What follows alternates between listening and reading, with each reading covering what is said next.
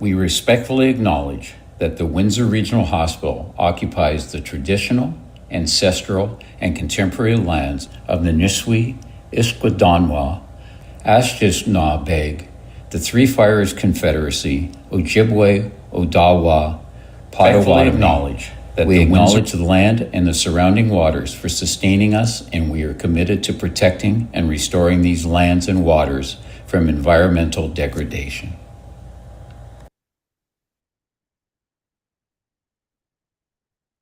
Good afternoon, all. I will call the meeting to order at 5:04. Are there any declarations of conflict of interest? Seeing none. The first item on the agenda is the previous minutes of November the 6th, 2025. May I have a motion to approve, please? Linda, seconded by Paul. Any questions or comments? All in favor? Motion carries. Item 4 on the agenda is the report of the President and CEO and the Chief Nursing Executive. Karen, I will turn it over to you. Thank you, Mr. Chair. And Matt, if you could just bring up the presentation.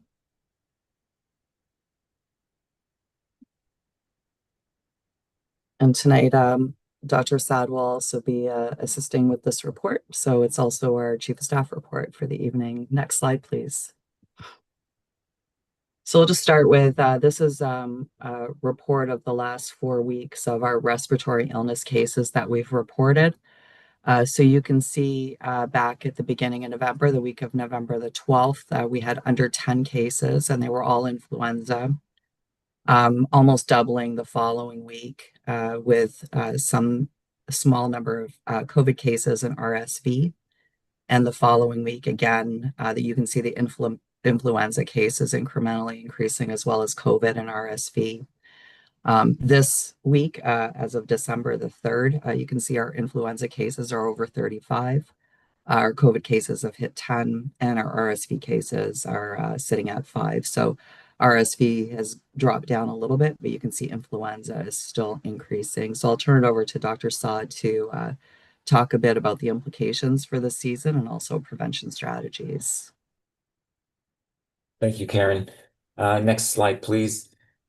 The COVID-19 positivity was still considered low as a percentage at 5.6, but we are noticing higher activities here week over week. Although this week was a little bit of a sort of a plateauing compared to last week. We are seeing the greatest or the highest percentage positivity in those at the extremes of age, which is not unexpected with a lot of respiratory viruses. 6.3% for patients aged less than 1 and those that are 65 and older. And compared to the same time last year, this activity is a little bit lower on multiple indicators.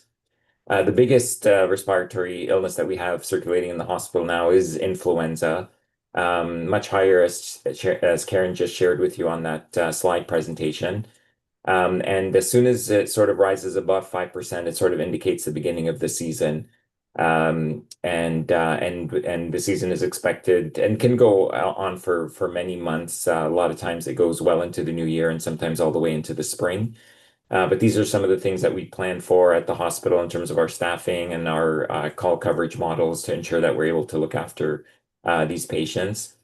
And again, we are seeing with influenza, it's not as dichotomous in terms of the extremes of age. It can affect obviously anyone at any age.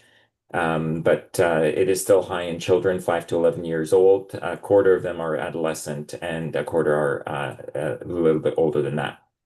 H3N2 is the most common strain, more common than H1N1 in the last couple of weeks. But there luckily have not been any antiviral resistant strains that have been identified in Ontario, as per public health.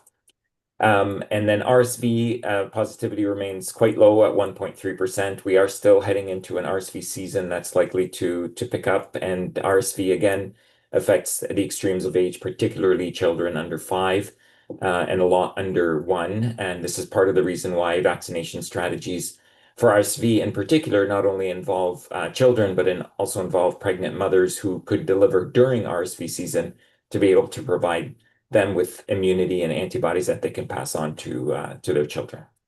Next slide, please. So for all these respiratory viruses, we do have vaccines. We have very effective vaccines.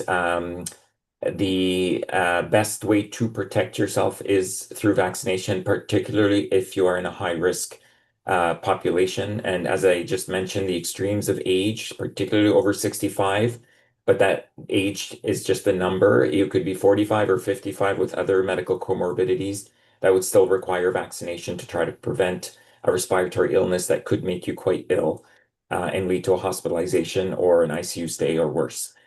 So the health unit does regularly update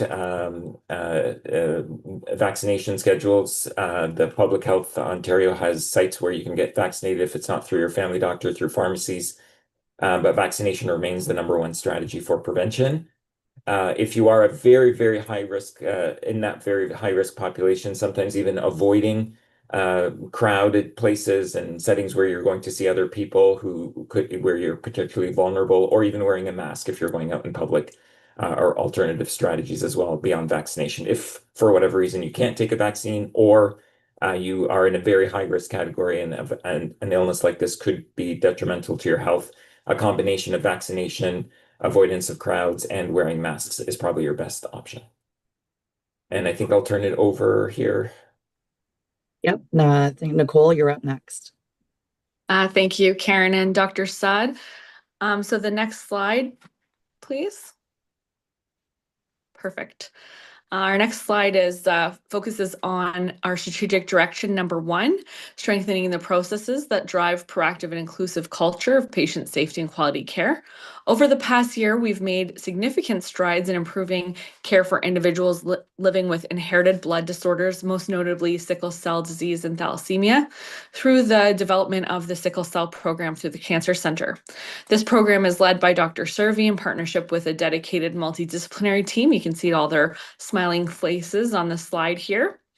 Together, they provide ongoing wraparound support, including monthly clinics for both initial consultations and follow-up care, as well as crisis response for patients requiring emergency or inpatient management. This ensures that the patients receive continuity of care regardless of where they enter the system. But the work doesn't stop at direct care. This team is also focused on advancing knowledge and building confidence across our system. Just this past Thursday, they hosted continuing medical education session highlighting trauma-informed approaches and the lived experience of patients living with sickle cell disease, with an emphasis on timely assessment and effective pain management in the emergency department. By strengthening specialized care, growing our workforce and expertise, and deeply centering patients' voices, this program is helping shape our health system in Windsor-Essex into a leader in managing complex genetic conditions and ultimately improving outcomes for a historically underserviced patient population. That's it for that slide, so we can move on to the next one. So focusing on our strategic direction #2, fostering an inclusive culture of accountability and transparency. On November 3rd, our hospital marked an exciting milestone with the launch of the Qualtrics XM electronic patient satisfaction survey platform.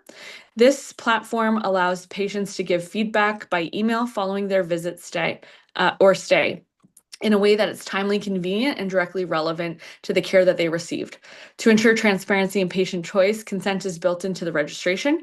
Patients are asked specifically whether they would like to provide their email for this purpose. And after discharge or a visit to one of our programs, whether that's the emergency department, adult or pediatric inpatient units, maternity, day surgery, or outpatient areas, they would receive an appropriate survey tailored to their care.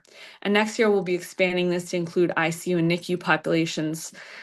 This work aligns us with more than 100 hospitals across Ontario who are advancing patient experience measurement in partnership with the Ontario Hospital Association. Most importantly, we continue to support accessibility during this transition by overlapping the electronic surveys with our traditional paper surveys and maintaining our survey assistance for those who prefer or require that support. Ultimately, this initiative helps us build an inclusive and responsive culture, one where patient voices continuously shape how we deliver care and strengthen trust and improve outcomes for our community. So moving on to the last slide. Earlier this month, WeSpark hosted its annual Cheers to Hope event, a celebration that truly demonstrates the power of collaboration across our regional healthcare and academic partners. This event brought together Windsor Regional Hospital, Erie Shores, Hotel Dieu, St. Clair College, and the University of Windsor, and showcased the success of the WeSpark Research Grants Program. Since 2020, this program awarded 137 grants, totaling nearly $2.5 million, supporting innovative research in cancer, brain health, chronic disease management, rehab, and health equity. For us, this investment is just more than the research dollars. It's strengthening local expertise, attracting and retaining talent, fostering innovation, and positioning Windsor Essex as a growing hub for health research and national competitions. As we look ahead, continuing to invest in shared initiatives like WeSpark ensures that our region's leadership in health innovation grows stronger, and that Windsor Regional Hospital continues to play a critical role in advancing discovery, clinical excellence, and improve health outcomes for our community. And that was aligned with our fifth strategic direction, enhancing collaboration and strengthening partnerships to build a better healthcare network. And that is the end of my report, Mr. Chair. Thank you, Nicole. Karen, anything else? No, we do. I think on behalf of myself, Dr. Saad, and Nicole, though, we would like to wish our community and the board very happy holidays and a healthy and happy 2026 soon to come. So happy to take any questions anyone might have. Any questions for Karen, Nicole, or Wasim? Seeing none, thank you very much to the three of you for your presentation. That was very well done. Next on the agenda is Dr. Jacobs and the Schulich report.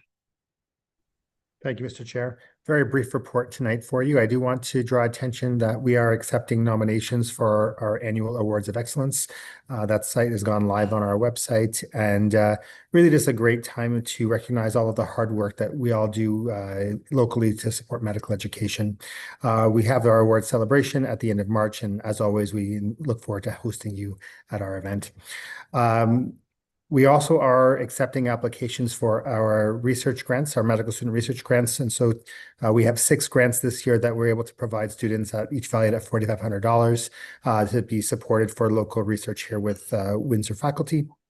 The students are working through their applications now, and we'll hope to announce that in the spring. And the last bit of good news, the family medicine residency program, which has been at 10 residents per year, really since its inception, has been awarded an extra training seat starting this year. So now going forward, we'll be at 11 residents per year. Traditionally, we've kept about 80% of our residents who train in this program here in Windsor, Essex. I believe at our last board meeting, I did draw attention to the fact that since the launch of the school, 150 new family medicine physicians who trained at Western are now practicing in Windsor, Essex, really as a result of this program. So we're quite happy to be awarded an extra training site here in Windsor as well. Our psychiatry spots and internal medicine spots remain stable, each at 4 seats respectively.